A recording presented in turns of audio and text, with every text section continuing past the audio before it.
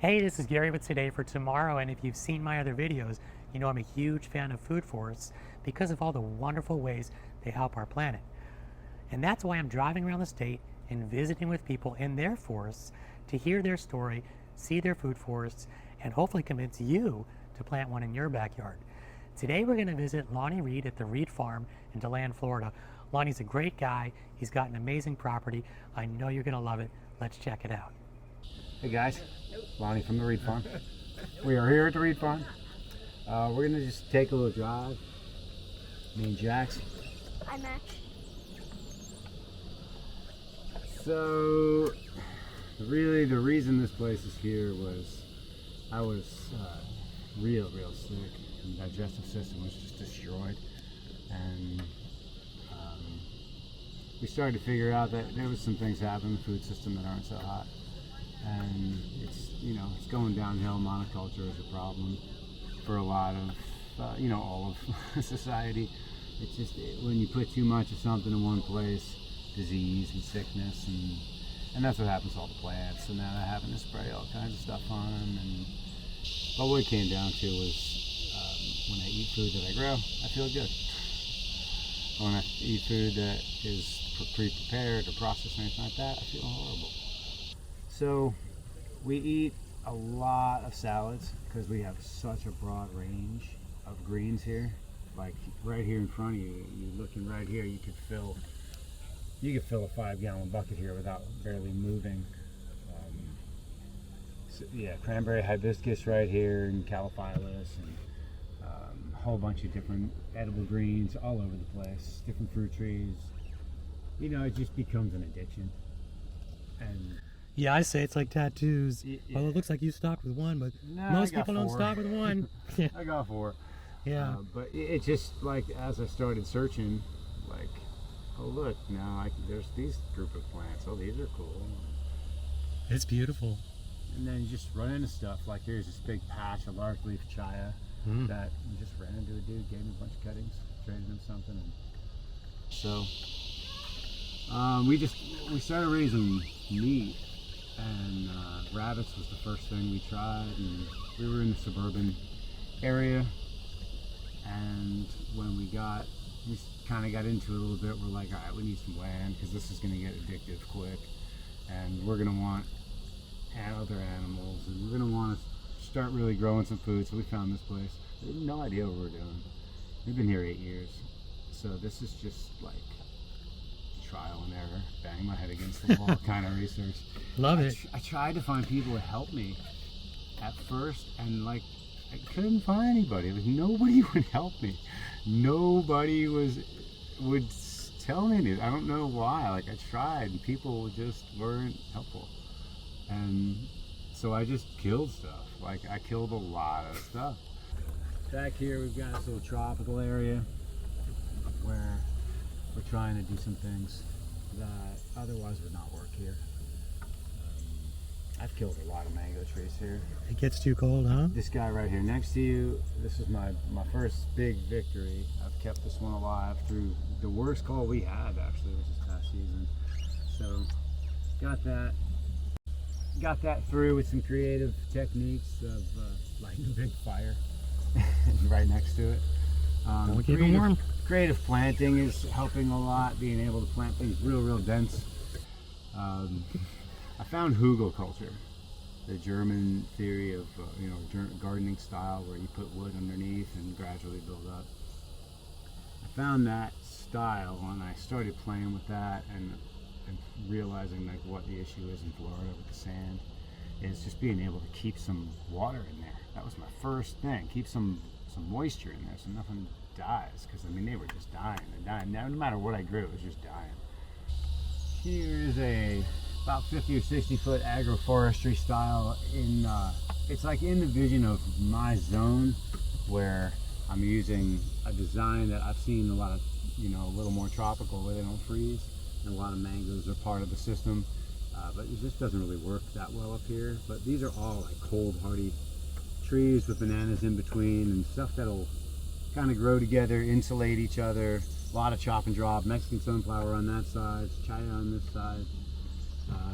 And we'll just keep adding stuff and keep adding and chopping and dropping. And I'm trying to develop what plants I can best use in an agroforestry style row up in our climate. So back here is where I'm going to kind of do my tropical area. You see the tropical blue bamboo over there?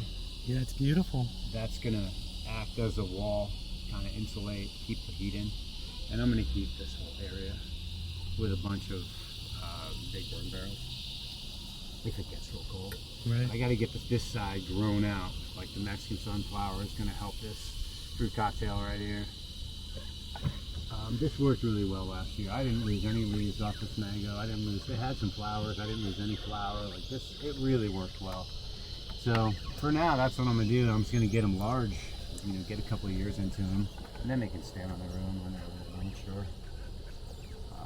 This guy right here, Barbados gooseberry, high protein green, awesome plant, absolutely awesome plant. And then it has the gooseberry as well? Yeah, it'll grow some berries on top. I haven't fruited it yet. We just eat so much green. The cold got us again and knocked it back to the ground. So this season was pretty rough. But things that made it through, did a really nice job of coming through. Here's my super tropical area in the greenhouse.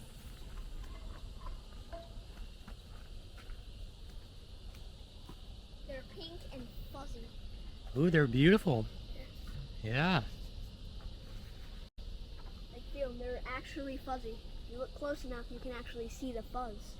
Here's back here a Peruvian apple cactus. We have a whole big patch set up right here.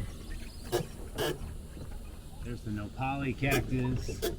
Spineless nopali. You see all the bites out of it from where I've taken bites. It's just delicious. I thought you were going to say it was a deer. No, It that's was me. you. That's me and him. Yeah, it's tasty little stuff. Really, really easy to grow. No nutrients needed.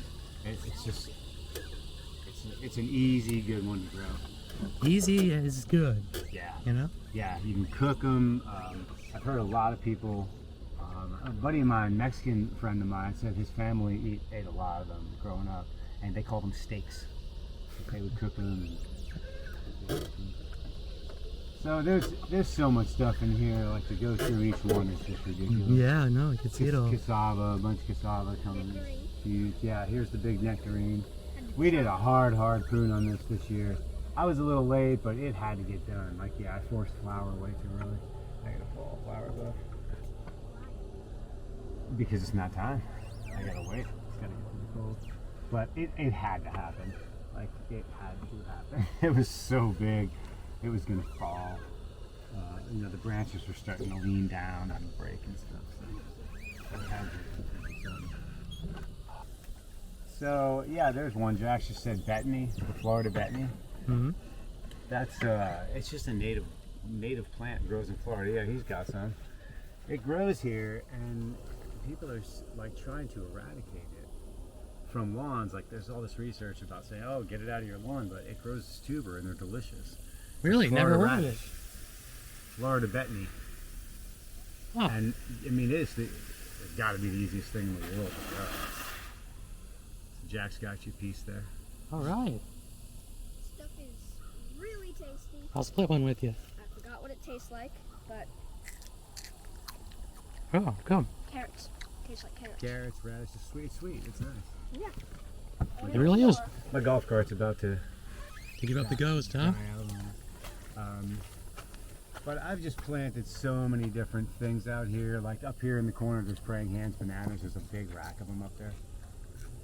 I see them. Yeah. All cherry the Rio Grandes. There's a bunch of them down here. There's some big rack of bananas right above your head. And to say bananas can't grow in Florida. There we are. No one says that. There's a couple of people that, oh yeah, we're in the wrong planet. Oh, shit, man. There's a bunch of papayas. That's a super easy one. Mm-hmm. Those are like, I don't even know where those came from. I threw some seeds out the back door like 6-7 years ago, and they just come back every year. Drop, the fruit flies will get in there, the parasitic wasp, and the worms get in there to eat the whole inside, but they end up dropping some seeds and more trees next year. There's some bananas up here. There's one very tiny rack that's about to ripen up. This one just came out.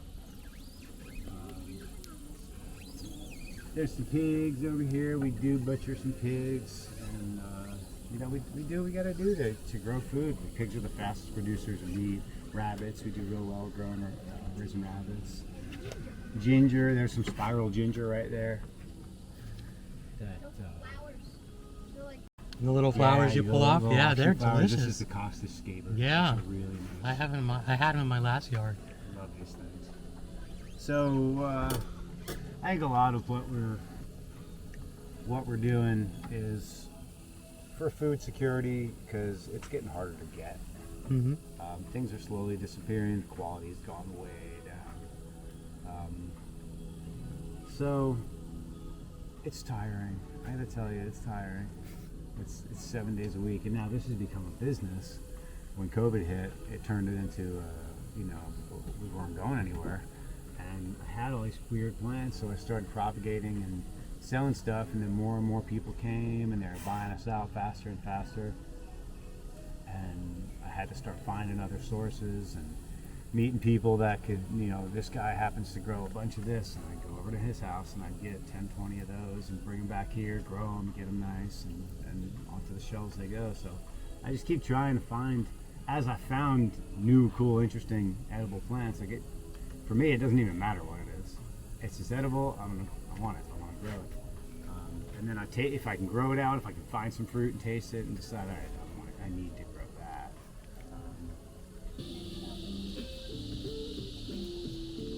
Purple forest guava,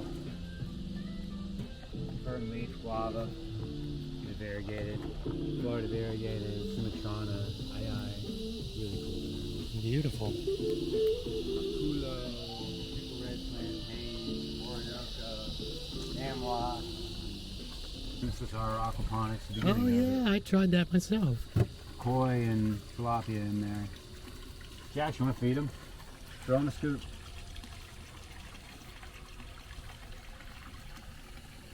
Yeah, I did the same setup with the totes. I had two totes just like that, and I had 50 tilapia.